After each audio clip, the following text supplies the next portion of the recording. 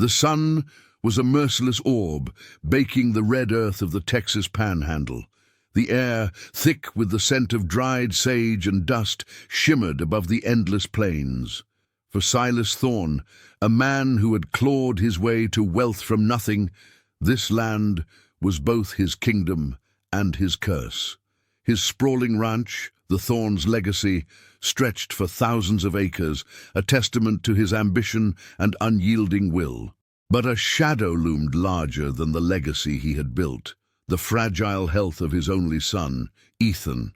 Ethan Thorne was 12 years old, a boy with the quiet eyes of an old man and a body as frail as a winter branch. An illness, which no doctor from Amarillo to Fort Worth could name, had him tethered to his bed, his once vibrant spirit slowly ebbing away. His movements were slow, his energy depleted by the simplest task. Silas, a man who could command hundreds of men and tame the wildest of mustangs, was helpless in the face of his son's suffering. One sweltering afternoon, as Silas sat at his immense dining table, the clatter of silverware echoing in the oppressive silence of the house, a lone rider appeared on the horizon. He rode a weary-looking chestnut mare, his silhouette a stark contrast against the fiery sky. The stranger dismounted at the main house, a tall, lean figure wrapped in a duster coat despite the heat. He was a man with a weathered face and kind, observant eyes that seemed to take in every detail of the Thorne ranch.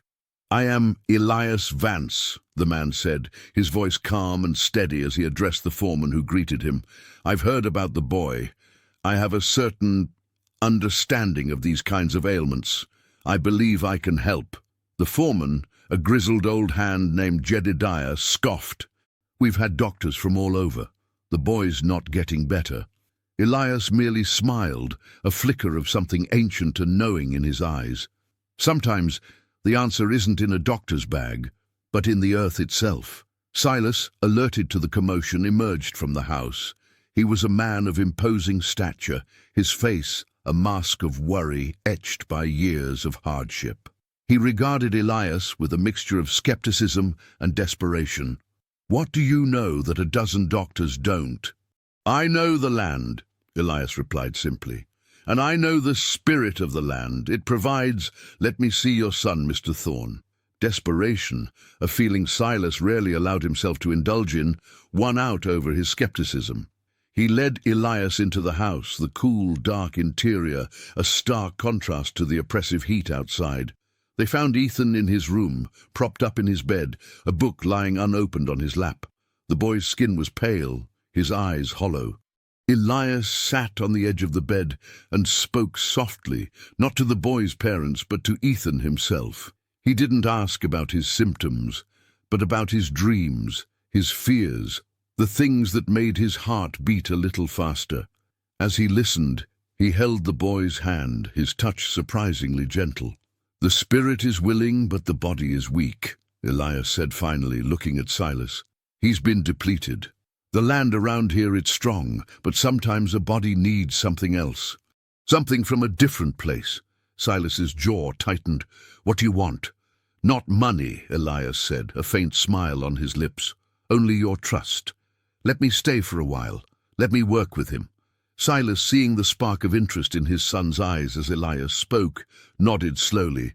"You have 1 week. If there is no change, you will leave." That evening, as Silas sat down to a solitary dinner, the weight of the world on his shoulders, a strange sense of hope, alien and unsettling, settled over him. He watched the dust swirl in the fading light, the promise of rain, a distant, mocking thought. He didn't know it yet, but the arrival of Elias Vance was the beginning of a storm, one that would stir up the deepest emotions and darkest secrets of the Thorne family. He was about to learn that some things, like the land itself, cannot be controlled. The days that followed were a blur of strange activities.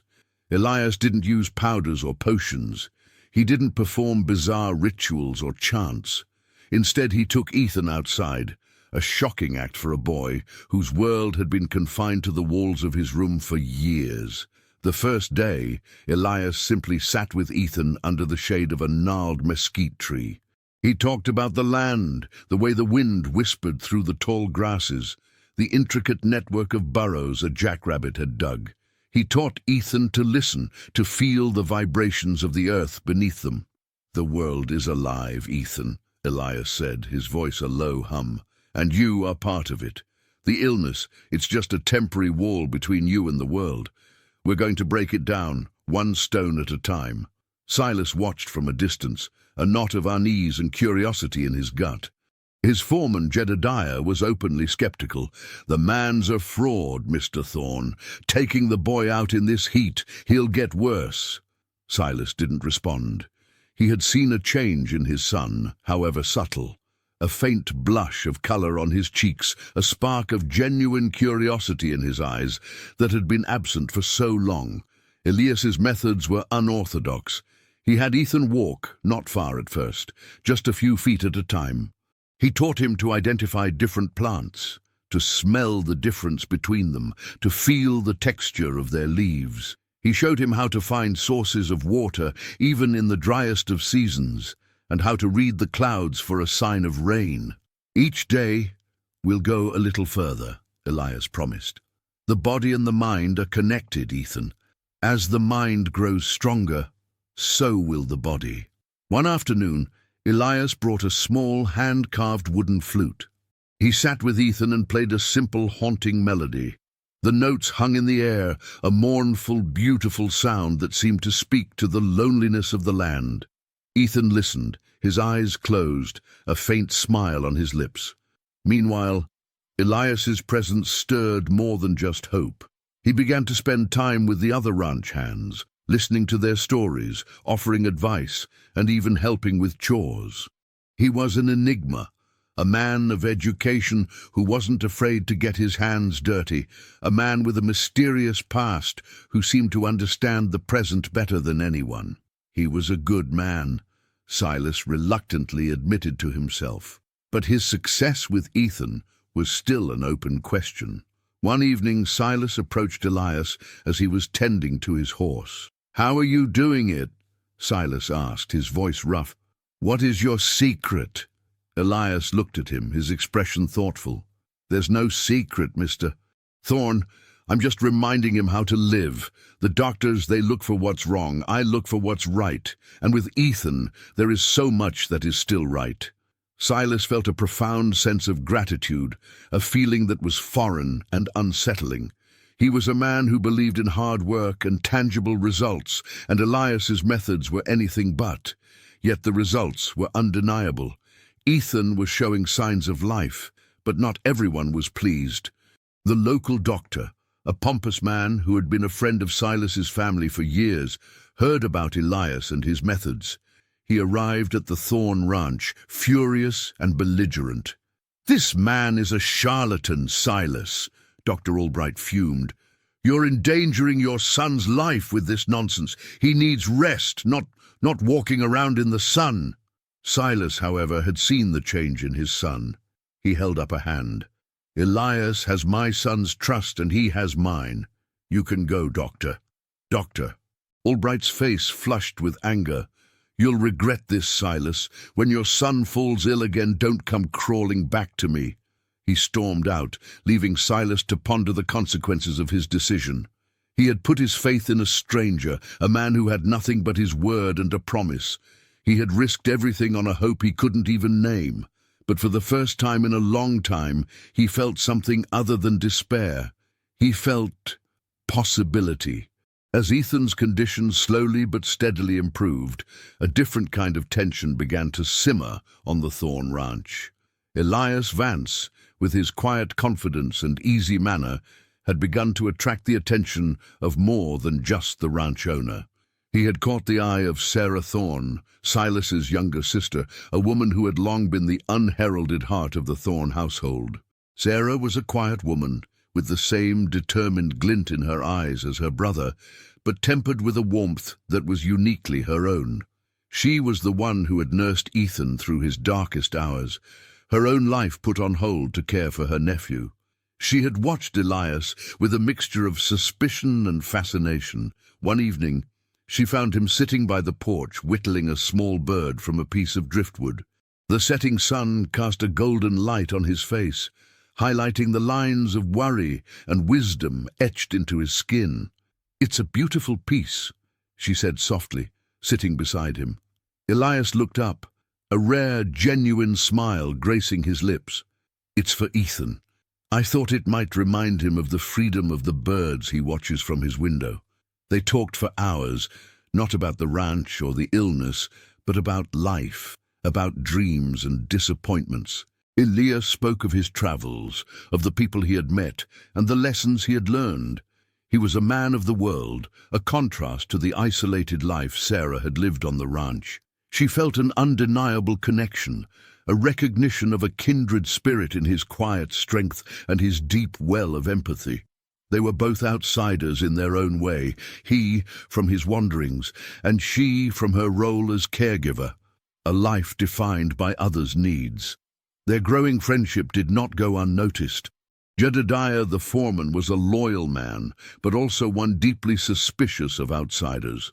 He saw the way Sarah looked at Elias and the way Elias's gaze lingered on her. He brought his concerns to Silas. "The man's a good hand, boss," Jedediah said, his voice low. "But he's getting too close to your sister. He's a drifter. He'll take what he can and leave. That's how these men are."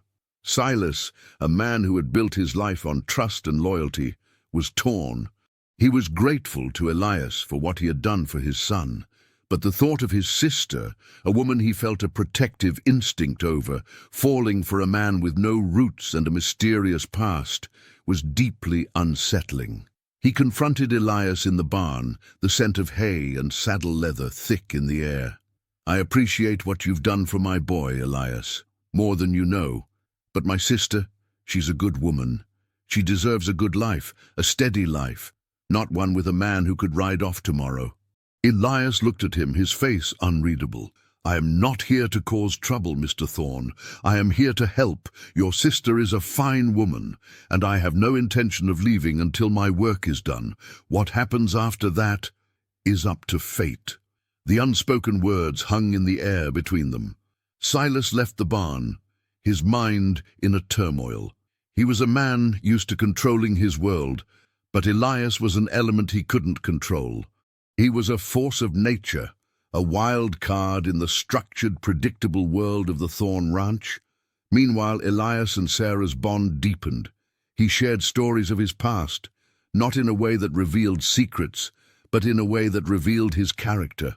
He was a man who had seen pain, who had lost loved ones, and who had chosen to heal rather than to break. Sarah, in turn, shared her own quiet hopes and fears. One evening, as they watched the stars blanket the velvet sky, Sarah placed her hand on his. "You're a good man, Elias Vance. I don't know your past, but I trust your heart." Elias turned her hand over, his thumb gently stroking her palm. "And I trust yours, Sarah Thorne. Some things, they are just meant to be." Their romance was a fragile, beautiful thing, budding in the harsh, unforgiving landscape of the Texas Panhandle. It was a beacon of hope, but also a source of conflict, threatening to upend the delicate balance of power and emotion that held the Thorne family together. The news of Ethan's miraculous recovery spread like wildfire. A traveling medicine showman, a rival doctor, a local newspaper writer, all heard the tale and distorted it, turning Elias Vance into a mythical figure, a healer, a prophet, a miracle worker. Silas, a man who loathed the spotlight, found himself the reluctant center of attention. But the most dangerous attention came from an unexpected source. In a nearby town, a notorious outlaw named Jedediah "Jed" Miller heard the story. Jed was a man with a dark past and a darker heart. He was a brute, a cattle rustler and a gun for hire, and he had a vendetta against Silas Thorne. Years ago, Silas had refused to sell him a piece of land, a refusal that had cost Jed dearly. Now, with Silas's name in the papers and his son's story on everyone's lips, Jed saw an opportunity for revenge. He rode to the Thorn Ranch, a gang of his men trailing behind him. They were a motley crew of misfits and killers, their faces hardened by a life of crime. Jed dismounted, his boots scuffing the dusty earth, a malevolent smirk on his face. "Well, well, if it isn't Silas Thorn, the great rancher," Jed sneered. "I hear you've got yourself a miracle worker." Silas, standing on the porch with his rifle in his hands, was not intimidated. "Jed Miller, get off my land. You've got no business here." "Oh, but I do," Jed said, his eyes glinting with malice. "I've come for your miracle worker. I hear he can heal anything. I've got a score to settle, and I want him to fix my problems." Silas knew Jed was bluffing. He didn't want a cure. He wanted to hurt Silas, to take something Silas valued just as he had taken his land. "He's not for sale, Jed. And he's not a magician. Now leave." Jed's men fanned out, their hands resting on their holstered guns. The air grew thick with tension, a dangerous silence settling over the ranch. Suddenly, Elias emerged from the house, a quiet but firm presence. "I am Elias Vance. I am no miracle worker. I am just a man." "What do you want?" Jed's eyes narrowed. "I want you to heal my brother, Elias. He was shot in a bar fight a year ago. The doctors say he'll never walk again. You'll come with me now. And if you don't succeed, well, let's just say I'll have to find another way to entertain myself." He glanced at Sarah, who had appeared beside Elias, her face pale. Silas stepped forward, his rifle raised. "You're not taking him. Not him. Not anyone. Get out of here, Jed. This is your last warning." Jed laughed, a harsh, grating sound. "You think you can stop me, Silas? I've got a dozen men. You've got a boy who can barely stand, and a man who can talk to flowers. This will be over before it even begins." Suddenly, a sound, a familiar one, cut through the tense atmosphere. It was Ethan running. He had come out of the house, his legs still unsteady, but moving with a speed and freedom he hadn't known in years. He ran to Silas and grabbed his hand, his eyes filled with a desperate plea. Silas, seeing his son run, dropped his plate, which he had been holding in his other hand, a symbol of his domestic world. It shattered on the porch, a loud, jarring sound that cut through the silence. He had been so focused on the confrontation, he hadn't even noticed Ethan had followed him. Jed and his men watched, their expressions a mixture of shock and disbelief. The boy they had heard about, the frail, sickly child, was running. A glimmer of something, perhaps a sliver of humanity, passed over Jed's face. Elias saw his chance. "Your brother is in pain," he said, his voice resonating with an authority that surprised even Silas. "But you're bringing more pain here. This isn't the way. You have the power to heal your family, not with a gun, but with your heart. Let us go. The land is big enough for all of us." Jed's gaze lingered on the broken plate, on Ethan's determined face, on Silas's and Elias's unyielding stance. He was a man of violence, but he was also a man who had been defeated before, a man who had lost his land and his pride. He saw the unshakable bond between the Thorn family and this strange healer, and for the first time he saw a fight he couldn't win, not with his fists, but with a different kind of strength. He gave a grudging nod to his men. "Mount up! This isn't over, Thorn, but it won't be today." He turned and rode away, his gang following him, leaving behind a silence that was more profound than any noise. The storm had passed, but the tension lingered, a new vulnerability in the air. Silas looked at Elias, then at his son, who was now leaning against him, panting but with a triumphant glint in his eyes. Silas put his arm around his son, a profound sense of gratitude and relief washing over him. He had risked everything, and in doing so, he had found something he had lost long ago, the ability to hope, and the understanding that true strength was not in a weapon, but in a quiet, unyielding belief in a better future.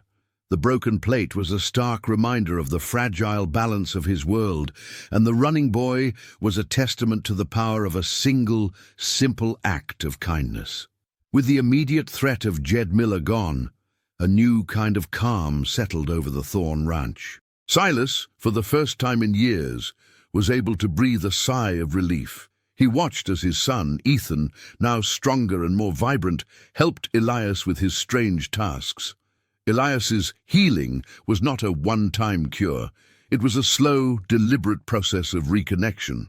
He had Ethan working in a small garden he had started behind the house, tending to herbs and plants Elias had collected from the far corners of the ranch. He taught Ethan about the soil, about the way it held water, about the nutrients that nourished the plants.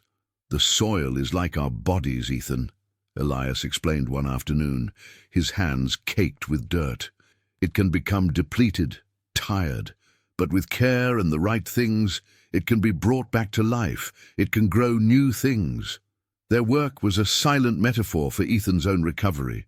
He was a boy who was being slowly, painstakingly brought back to life, one day, one plant at a time. Silas, witnessing this transformation, felt a profound respect for Elias. He was not a fraud. He was a teacher, a quiet mentor who had shown him that strength was not just about control, but about release. He also saw the growing bond between Elias and his sister Sarah. It was a beautiful, quiet romance, a love story born in the dust and heat of the Texas plains. Silas, having seen the depth of Elias's character, no longer had any reservations. He saw that Elias was a man who, like him, had a deep connection to the land and a fierce loyalty to the people he cared about. One evening, as the sun set in a blaze of orange and purple, Elias and Sarah walked through the fields, their hands clasped. He spoke to her of his past, a story he had never shared with anyone. "I am a healer, because I once failed to heal," he confessed. "I had a son, a boy named Caleb. He was sick, much like Ethan, but I was young, foolish. I tried to cure him with potions and promises, with things I had no understanding of. He died, and I swore that I would never let that happen again. I would learn from the earth itself, from the quiet strength that holds all things together." Sarah squeezed his hand, her heart aching for the boy he had lost. "You didn't fail, Elias. You learned. And because of that, you were able to save Ethan. And because of that," he said, turning to face her, "I was able to find you." He leaned in and kissed her, a tender, heartfelt kiss that spoke of a shared past and a hopeful future. Silas, watching from a distance, felt a profound sense of peace. He had found a friend, a mentor, and a new life for his sister. The story was still not over, however. Jed Miller, the outlaw, was not a man to be defeated easily. He had been humiliated, but not broken. He rode to a nearby town, his anger festering like a wound. He spread rumors, twisted the truth, and convinced the local sheriff that Elias Vance was a conman and a dangerous troublemaker, a vagrant who was stealing the Thorn family's wealth. The sheriff, a man with a prejudice against drifters and a personal dislike for Silas, was easily swayed. He gathered a posse and rode towards the Thorn Ranch. This time, the conflict would not be with a fistfight or a standoff. It would be a confrontation of authority, a test of faith, and a final brutal showdown. Silas, having been through so much, was not about to back down. He had faced down an outlaw, and he was ready to face down the law itself, for his family and for the man who had brought a new life to his son and a new hope to his sister. The story of the Thorn family was about to take a turn, from a tale of healing to a tale of redemption and defiance. The dust of the Panhandle was about to be stirred once more, but this time the wind would be on their side. A posse led by Sheriff Brody, a man with a grudge, rode onto the Thorn Ranch. Brody had a warrant for Elias's arrest, fueled by lies from the outlaw Jed Miller. Silas stood firm, defending Elias as a guest who had saved his son. Brody sneered, calling Elias a charlatan. As the deputies moved to arrest him, Ethan, now healthy and strong, stepped forward. "He is my friend," the boy declared, his voice clear and firm. The deputies, seeing the living proof of Elias's work, looked at each other, their loyalty to the sheriff wavering. One by one, they unholstered their guns and dropped them, refusing to enforce an unjust arrest. Humiliated, Brody rode off, defeated not by force, but by the simple truth. The confrontation had not only saved Elias, but also solidified the family's bond, revealing their true character to everyone. After the posse's retreat, a profound peace settled over the Thorn Ranch. Ethan, no longer a frail boy, spent his days learning from Elias, growing in strength and character. One evening, Silas offered Elias a permanent home. Elias accepted, explaining that his purpose was to heal not just bodies, but souls and the land itself. The love between Elias and Sarah blossomed, leading to a simple marriage ceremony on the porch. The event was attended by the ranch hands and even the deputies who had stood with them, a silent testament to the hope Elias had brought. The Thorn Ranch became a home, a place of healing and purpose, where Silas learned to trust and let go of his need for control. The story of a boy's recovery had become a tale of family redemption and a new beginning. The posse's visit had consequences. Sheriff Brody, humiliated, began spreading rumors that Silas had intimidated the law. The Thorn family faced social ostracism as merchants and neighboring ranchers distanced themselves. Elias felt guilty, but Silas insisted they had done the right thing. This new challenge only strengthened the bond between the two men. They worked together, finding new ways to get supplies and new allies among ranchers who saw past the gossip. Meanwhile, Elias and Sarah's love deepened. Elias shared his dream of building a clinic to help those in need, a testament to his purpose. Their love became a shield against the community's whispers, a quiet testament to kindness and resilience. The story was not about a perfect ending, but a new beginning, where love bloomed in the face of adversity. Years passed, and the Thorn family's quiet strength and resilience prevailed. The rumors about Elias died down, replaced by respect. Elias established his clinic, accepting payment in goods or kindness. He became a mentor to Ethan, teaching him not just about the land, but about empathy and integrity. Ethan, now a strapping young man, took over the ranch, a mirror of both his father's determination and Elias's wisdom. Silas found peace, watching his grandson Caleb, Elias and Sarah's son, named in tribute to Elias's lost boy, run free. The story of the wealthy rancher and the quiet healer became a local legend, a testament to how kindness and trust were more valuable than any wealth. Elias's legacy was not just a physical cure, but a spiritual one that brought hope to the entire family. Decades passed. Ethan led the Thorn Ranch with a fair hand. Silas, now with silver hair, found joy in watching his grandson. Elias and Sarah lived a quiet, fulfilling life, their love as strong as ever. One evening, Silas and Elias sat on the porch, watching the sunset. They reflected on their shared journey, how Silas had once seen Elias as a fool, and how Elias had seen Silas as a man who had everything but nothing. They had both been wrong, and they had both learned that the most important things in life could not be bought. The story of the wealthy rancher, the sick son, and the quiet healer was now a tale whispered for generations, a legend of a man who dropped his plate and found his family, his faith, and his heart. A new legend was born in the Texas Panhandle, a story of hope and the enduring power of kindness.